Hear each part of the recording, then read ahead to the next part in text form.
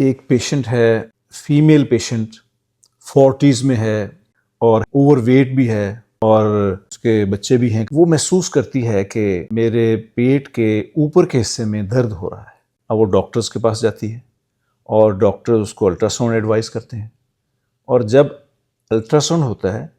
تو اس میں پتہ چلتا ہے کہ ان کے تو پتے میں کئی ساری پتھریاں ہیں. ہمارے میڈیکل میں ایک 4F کا فارمولہ ہے. اگر 4F ہیں تو پانچویں چیز گال بلیڈر سٹونز یعنی پتے کی پتھری ہوگی. Female, 40، fertile and fatty. اگر یہ چار چیزیں موجود ہیں، پانچویں چیز یہ ہے جس کے امکانات ہیں وہ ہے گال سٹونز یعنی پتے کی پتھری. اس کے بعد دیکھا جاتا ہے کہ سٹونز کی تعداد کیا ہے، کیا سٹونز جو ہیں وہ تھوڑے ہیں، بہت زیادہ ہیں، اور اگر ان کو ٹریٹمنٹ کی جائے تو اس کا کیا فائدہ ہوتا ہے. اگر اس کی میڈیکل ٹریٹمنٹ ہو تو کتنے دیر میں یہ سٹونز ڈیزالو ہو سکتے ہیں، اور اگر ان کا آپریشن ہو تو آپریشن کے کیا فائدے ہیں، اور اس آپریشن کے کیا آفٹر ایفیکٹس ہو سکتے ہیں، اس کے کیا نقصانات ہو سکتے ہیں. تو میڈیکل میں کچھ میڈیسنز ایسی بھی ہیں کہ اگر وہ 1 سال سے 1.5-2 سال تک استعمال کی جائیں تو وہ گال سٹونز کو یعنی پتے کی پتھری کو ڈیزالو کر دیتی ہیں، لیکن وہ کم از کم 1.5-2 سال تک استعمال کرنی ہوتی ہیں، اور اس کے ساتھ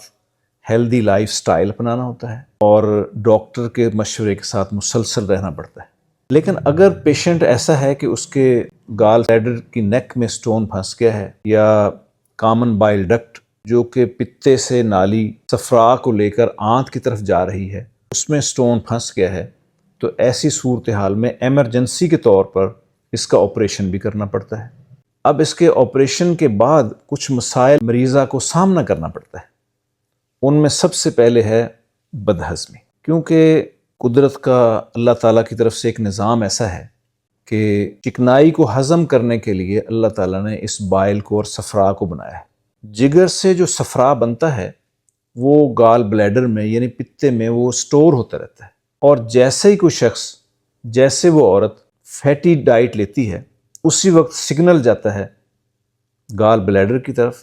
اور گال بلیڈر جو ہے وہ کانٹریکٹ ہوتا ہے، اس سے بائل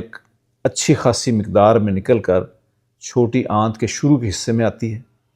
اور وہاں پر چکنائی کو ہضم کرنے کے لیے، اس کو ڈیزالو کرنے کے لیے وہ بائل استعمال ہوتی ہے، اور یہ ہاضمے کا پروسیس ایسے چلتا ہے. آپریشن کے بعد صفرا یعنی بائل کے سٹوریج کا سسٹم ختم ہو جاتا ہے، اور ہر وقت صفرا یعنی بائل چھوٹی آنت پر گرتی رہتی ہے جس سے وہاں پر سوزش ہو جاتی ہے، اور کئی دفعہ عورتوں کو درد محسوس ہوتا رہتا ہے. دوسری کہ جب فیٹی ڈائٹ لی جاتی ہے تو چونکہ پہلے تو سسٹم تھا کہ یکدم صفرا اور بائل اچھی خاصی مقدار میں آ کر اس کو ہضم کرتی تھی، لیکن اب وہ سسٹم نہیں رہتا، اس لیے چکنائی ہضم نہیں ہوتی، بدہضمی، گیس کی شکایت رہتی ہے، پخانہ پورا نہیں بنتا، اور لوز موشن بھی لگے رہتے ہیں. ان مسائل کا شکار وہ لوگ ہو جاتے ہیں جو آپریشن کراتے ہیں کہ ان کو بدہضمی، ان کو گیس، ان کو لوز موشن، چھوٹی آنت کی تکلیف، یہ چیزیں مستقل ہوتی ہیں اور ان کو ساری عمر کے لیے ان کو فیس کرنا ہوتا ہے. کچھ لوگ ایسے بھی ہوتے ہیں جو کہ آپریشن نہیں کروا سکتے، یا تو آپریشن کے لیے فٹ نہیں ہوتے، یا وہ آپریشن چاہتے نہیں ہیں. تو ایسے لوگوں کے لیے پھر میڈیسنز کے جو آپشنز ہیں، ڈاکٹری کے اندر جو میڈیسن کا آپشن ہے اس کو استعمال کرنا چاہیے، یا پھر ہم اپنے ہرب اورینٹڈ نیچرل میڈیسن دیتے ہیں جن کے کچھ ماہ کے استعمال سے نہ صرف گال سٹون کا سائز کم ہونا شروع ہو جاتا ہے